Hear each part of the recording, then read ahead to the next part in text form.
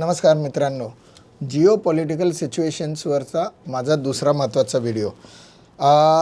Jio political situation अतिशय महत्त्वाची का आहे भारताच्या अर्थव्यवस्थेसाठी, त्याचं कारण मी तुम्हाला सांगतो. आज जर माझ्या ह्या व्हिडिओमध्ये मी एक खूप बोल्ड स्टेटमेंट देतो आहे. अमेरिकेने इराणवर हल्ला केला, हा का केला? माझं म्हणणं आहे अणुबॉम्ब रिट्रॅक्ट करण्यासाठी कितपत केला, ह्यापेक्षा जास्त जर विचारात घेतलं तर हार्मोसवर ताबा घेऊन भारताची अर्थव्यवस्था डबघाईला आणण्यासाठी एक पाय रोवण्यासाठी केला. तुम्ही जर विचारात घेतलं तर अमेरिकेचे राष्ट्राध्यक्ष ज्या क्षणापासून राष्ट्राध्यक्ष झालेत त्या क्षणापासून भारताच्या अर्थव्यवस्थेला मारक अशाच गोष्टी ह्या अमेरिकेकडनं केल्या जात आहेत. काही फॅक्ट्स फिगर तुम्हाला सांगतो.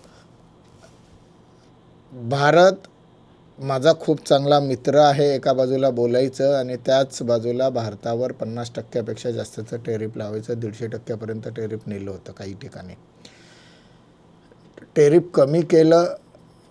भारत जिकडनं रशियाकडनं तेल घेत होता, रशियाकडनं तेल घेतो आहे म्हणून ॲडिशनल टेरिफ लावलं. रशियाकडनं तेल कमी घ्यावं, आम्ही त्याच्याऐवजी त्याच भावामध्ये चांगलं तेल देऊ म्हणून कमिट केलं आणि इराणबरोबर युद्ध केलं.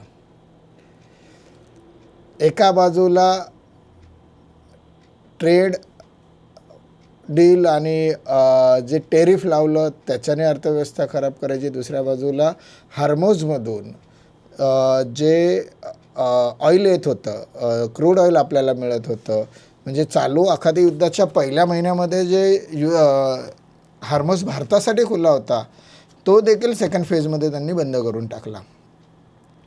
तर माझं स्वतःचं म्हणणं आहे इराण युद्ध हे अमेरिकेने अणुबॉम्बसाठी नाही तर भारताची इकॉनॉमी, अर्थव्यवस्था डाऊन करण्यासाठी केलेला खेळ आहे.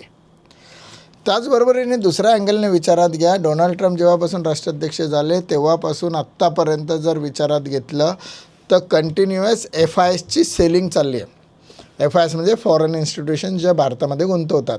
आज जागतिक बाजारपेठेमध्ये सर्व मार्केट्स पॉझिटिव्ह असताना, म्हणजे मी पॉझिटिव्ह आत्ता 1-2 महिन्याचा विचार नाही करत आहे, तर मागच्या वर्षभराचा जर विचारात घेतला तर जागतिक बाजारपेठेमध्ये जवळजवळ सर्वच जे लीडिंग शेअर मार्केट आहेत ते पॉझिटिव्ह रिटर्न देत असताना इंडियन शेअर मार्केट हे स्टॅग्नंट आहे अथवा मायनसमध्ये. फक्त आणि फक्त इंडियन शेअर मार्केट हे आपल्या लोकांनी वाचवलं आहे.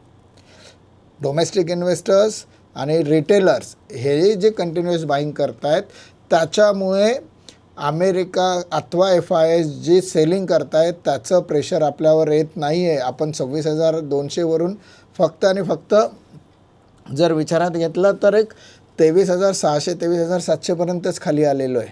एक 2,500-3,000 पॉईंट, म्हणजे एक जवळपास 8 ते 10% डाऊनफॉल हा आपण बघितलेला आहे. जर तेवढ्याला तेवढी बाईंग ही FISच्या सेलिंगवर DIS आणि रिटेलरने केली नसती तर कदाचित आपण इथंपर्यंत पोचू शकलो नसतो. कारण 2024ला ते म्हणत होते इंडियन मार्केट ओव्हर व्हॅल्यूड आहे. आता तर व्हॅल्युएशन पण तर चांगले झाले, तरीसुद्धा जवळपास 2.25 लाख कोटी रुपयेचा माल आत्तापर्यंत ह्या कॅलेंडर इयरमध्ये FIS विकून चुकला आहे. व्हॅल्युएशन चांगलं असतानासुद्धा FISची इंडेक्स लाँग पोझिशन ही 11%पेक्षा जास्त जात नाही आहे. 10-11%, 12%. इंडेक्स लाँग पोझिशन म्हणजे ते जवळपास 88 ते 90% शॉर्टवर आहेत. त्यांना शॉर्ट कापायचं आहे, पण त्यांचं म्हणणं आहे अजून इंडियन मार्केट पडेल, मी वाट बघतो, मग मी माझा शॉर्ट कापतो. असं शक्य होणार नाही. आणि त्याच्यावर RBI आणि आपलं सरकार खूप चांगल्या पद्धतीत काम करतो आहे. त्यांचा कालचा एक चांगला निर्णय होता की RBI $5 lakh billion dollar swipe करणार. आता डॉलर स्वाईप करणार ह्याचा अर्थ काय, तर RBIकडे असलेले बँकांकडे असलेले पैसे US डॉलर हे बँक RBIकडे वर्ग करणार आणि RBI त्या बदल्यात त्यांना त्याच समकक्ष रकमेचे, म्हणजे आता समजा एखाद्या बँकेकडे $1 आहे, तो डॉलर जर त्यांनी RBIला दिला तर RBI त्यांना जो काही 96 रुपयेचा रेट चाललेला आहे त्या पद्धतीत 96 इंडियन रुपीजची करन्सी, 96 रुपये हे त्यांच्या अकाउंटला वर्ग करणार. ह्याचे दुहेरी फायदे होतील. मार्केटमध्ये लिक्विडिटी वाढेल, म्हणजे बँकेकडे पैसे असल्यामुळे बँक कमी व्याजदरावर कर्ज देत राहील आणि बँकेला पैशाची गरज न पडल्यामुळे बँक FDचे व्याजदर पण वाढवणार नाही. बँकेचे FDचे व्याजदर वाढवले तर लोनचे वाढतात, लोनचे वाढले तर महागाई वाढते. ही एक सायकल आहे. ती सायकल कुठेतरी शॉर्ट टर्मसाठी ब्रेक करण्याचा एक प्रयत्न हा RBIने केला आहे. दुसऱ्या बाजूला RBI कडे जे डॉलर वर्ग होतील त्याच्याने आपला फॉरेक्स रिझर्व वाढवण्यासाठी मदत होईल.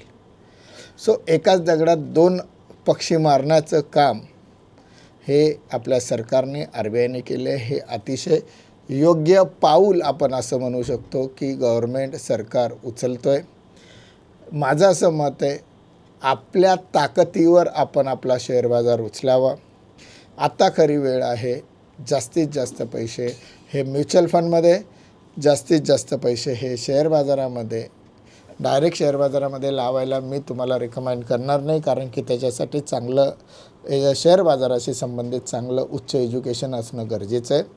ज्याच्याकडे हे एज्युकेशन आहे त्यांनी शेअर बाजारात नक्कीच पैसा लावावा. परंतु सर्वसामान्य लोकांनी आत्ता वेळ आहे म्युच्युअल फंडमध्ये पैसा गुंतवण्याची.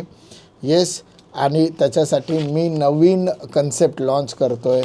100 रुपयेमध्ये 100 रुपयेसुद्धा म्युच्युअल फंडमध्ये गुंतवण्यासाठी जास्तीत जास्त लोकांना हा व्हिडिओ शेअर करा. आपण जास्तीत जास्त पैसा म्युच्युअल फंडमध्ये आणून आपलं शेअर बाजार आपणच सांभाळू. स्वाभिमानाने बोलूया. मी मध्यमवर्गीय. नमस्कार. जय हिंद, जय महाराष्ट्र.